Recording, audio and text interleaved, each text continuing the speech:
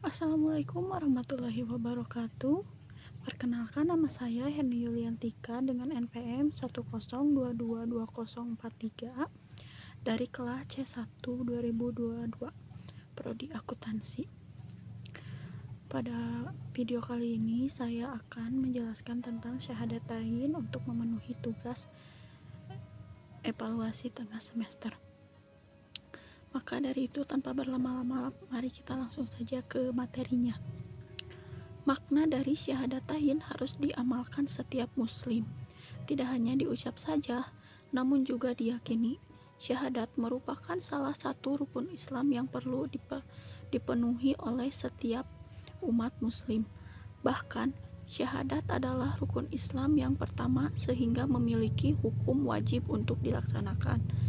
Syahadat berupa kalimat singkat dan padat, namun penuh makna yang mendalam. Asyhadu alla ilaha illallah wa asyhadu anna muhammadar rasulullah, yang artinya saya bersaksi bahwa tiada Tuhan yang wajib disembah kecuali Allah, dan saya bersaksi bahwa Nabi Muhammad itu utusan Allah.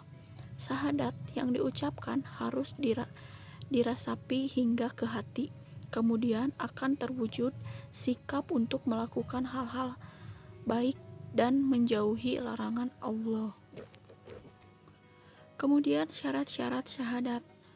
Bersaksi dengan la ilaha illallah harus dengan isyarat. Tanpa syarat-syarat itu, syahadat tidak akan bermanfaat bagi yang mengucapkannya.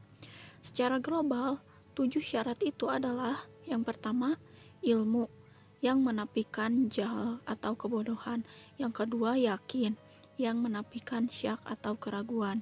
Yang ketiga, qabul atau menerima, yang menafikan rad atau penolakan. Yang keempat, inqiyad atau patuh, yang menafikan tark atau meninggalkan. Kemudian yang kelima, ikhlas, yang menafikan syirik. Yang keenam, sidik atau jujur, yang menafikan kadzib atau dusta. Dan yang terakhir yaitu mahabbah, yang artinya kecintaan, yang menafikan bagda atau kebencian. Kemudian ada juga syahadatain dalam proses kehidupan manusia. Syahadatain dalam kehidupan manusia adalah syariat yang sangat urgent, karena dengan syarat ini manusia ditentukan nasibnya nanti di akhirat. Syahadat berupa perjanjian antara ruh dan manusia dengan Allah Subhanahu wa Ta'ala, telah dilakukannya sejak di alam. Kemudian ada tahapan kehidupan manusia. Yang pertama, alam rahim. Dari mulainya sel telur sampai kita menjadi janin dan sampai lahir ke dunia. Yang kedua, alam dunia, dari kita masa balita 0 sampai 5 tahun. Masa ini disebut juga masa golden age atau usia keemasan. Pendidikan pada usia ini akan menentukan sikap, kecerdasan mental pada usia berikutnya. Informasi dan pendekatan emosional sangat dibutuhkan dan menentukan. Kemudian masa anak-anak, kurang lebih 5 sampai 12 tahun. Pada masa ini anak-anak memerlukan bimbingan kreativitas dan imajinasi dari orang tuanya, karena akal dan emosinya telah mulai berfungsi.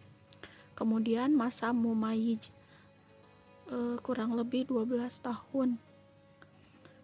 Masa mumayyiz adalah masa yang menentukan nasib manusia di akhirat kelak. Dan yang terakhir adalah masa pikun, kurang lebih 75 tahun sampai berapa tahun, yaitu suatu masa kondisi mental dikembalikan lagi pada masa awal, yaitu pada masa kanak-kanak walaupun secara fisik sudah tua. Kemudian hubungan rukun iman dan rukun Islam. Hubungan rukun iman dan rukun Islam tampaknya terpresentasikan dalam hadis yang diriwayatkan Ibnu Majah, yaitu iman itu dipahami oleh hati, diucapkan oleh lisan, dan dikerjakan oleh perbuatan. Kemudian menurut Abu Hanifah, iman yaitu berikrar dengan lisan dan meyakini dengan hati. Ikrar semata bukanlah iman, karena orang munafik juga berikrar tapi yakin. Sesuatu yang dibenarkan oleh hati adalah suatu keyakinan yang utuh, yaitu yang terdapat pada rukun iman. Sesuatu yang diikrarkan oleh lisan adalah syahadatain. Sesuatu yang dilakukan dengan amal adalah rukun Islam yang kedua hingga rukun Islam yang kelima. Jadi iman itu akan terwujud apabila dilaksanakan rukun Islam. Iman tanpa Islam tidak berarti apa-apa. Surga hanya diberikan Allah kepada orang-orang yang beriman dan beramal soleh. Amal soleh adalah pelaksanaan syariat Islam yang terstruktur dalam Arkanul al-Islam. Hubungan rukun Islam dan rukun iman serta ihsan oleh Abul A'la Maududi bagaikan sebatang pohon, iman sebagai akar, Islam sebagai batang, dahan, ranting, dan daun-daunnya. Yang pertama, iman sebagai akar. Akar selain berfungsi sebagai penyerap air dan mineral untuk kebutuhan pertumbuhan pohon, juga sebagai penguat dan pengikat. Kemudian yang kedua, Islam sebagai batang. Seorang disebut muslim karena telah melaksanakan syariat Islam. Perbedaan muslim dan non-muslim adalah pelaksanaan syariat agama. Kemudian yang ketiga, ihsan sebagai buah. Buah adalah hasil dari suatu proses. Buah akan dihasilkan suatu pohon yang tumbuh dengan sempurna dan cukup usianya. Kuatnya akar dan mempengaruhi kuatnya batang, sempurnanya batang akan mempengaruhi tumbuhnya buah. Fungsi syahadatain. Fungsi syahadatain yang dimaksud dalam risalah ini adalah kegunaan atau pengaruh pelaksanaan syahadatain terhadap kehidupan seseorang atau individual maupun terhadap kehidupan masyarakat atau sosial. Yang pertama, fungsi individual. Syahadatain adalah syariat Islam yang dilakukan secara perorangan. Kemudian yang kedua, fungsi sosial. Fungsi sosial syarat syahadatain dalam masyarakat muslim yaitu sebagai transaksi sosial antara individu dengan institusi masyarakat muslim.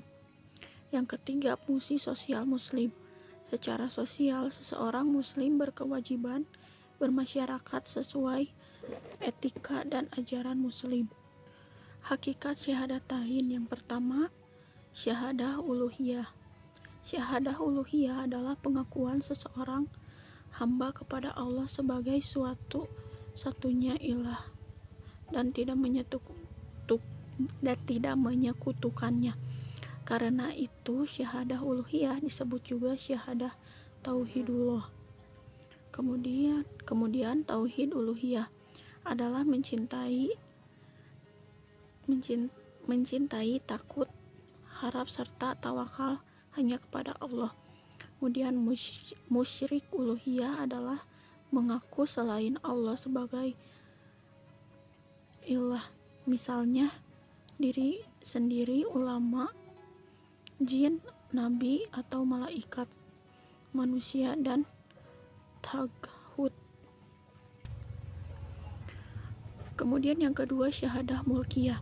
Syahadah mulkiyah adalah pengakuan Allah sebagai Malik yang telah menurunkan kitabnya melalui aparaturnya, yaitu malaikat dan rasulnya. Tauhid mulkiyah adalah mengimani kepada rukun iman serta mentaati aturan dan aparaturnya dan menolak segala aturan hukumanisme dan ideologi serta aturan Allah. Musyrik mulkiyah adalah loyal kepada aturan hukum buatan manusia serta taat kepada pemerintah taghut. Kemudian kufur mulkiyah adalah menolak kepadanya atau aturan Allah Subhanahu wa ta'ala serta menolak aparatur atau pemerintahan yang berhukum kepada aturan Allah Subhanahu wa ta'ala. Kafir atau kafirin bukanlah orang-orang yang menolak adanya Allah, akan tetapi mereka menolak ajaran atau seruan dakwah Rasul yang datang kepada mereka, kemudian menolak aturan Allah, kitabullah, menolak sebagian ayat-ayat Allah dan Rasulullah, dan yang terakhir menolak perintah Allah seperti iblis. Sekian video penjelasan yang dapat saya sampaikan. Mohon maaf karena banyak sekali kesalahan dan kekurangan. Wassalamualaikum warahmatullahi wabarakatuh.